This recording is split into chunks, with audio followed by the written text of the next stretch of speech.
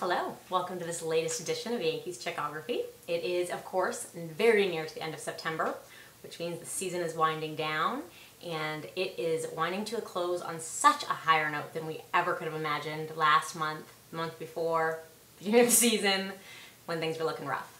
But even though we could talk for days and hours about how exciting it will be to make it to the postseason, we're not going to jinx it, we're not going to talk about that just yet. Instead, we're going to look even further to the future and talk about next year. Big question about next year is going to be who will be sitting in that manager's position. Been a lot of talk about whether Torre will be able to re-sign, whether he even wants to. Obviously at the beginning of the season, all the way through maybe June or July, Big Stein is not a fan of Torre because the team was in bad shape. Now the team's winning though. I mean, is that going to mean Stein changes his mind? Is he going to offer some big bucks? Would Torre even do it? It's gonna be a mystery.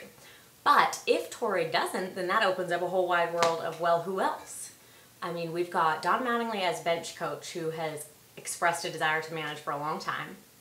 Would Stein and Cash, though, want to hire him when he's inexperienced?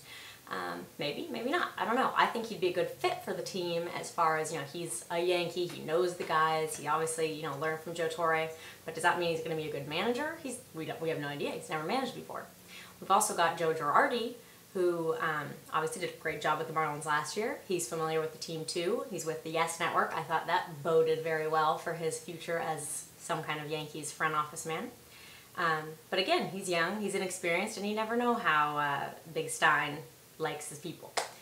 Now the most interesting one I was thinking about is good old Willie Randolph, who is off on the other side of New York, the dark side with the Mets.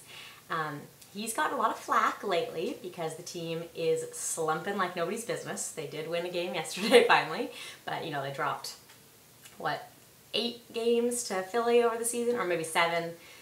6 in a row. They were just down. The lead at one point was down to 1.5. And obviously when the team does poorly, they come after the manager. His contract's up this year too.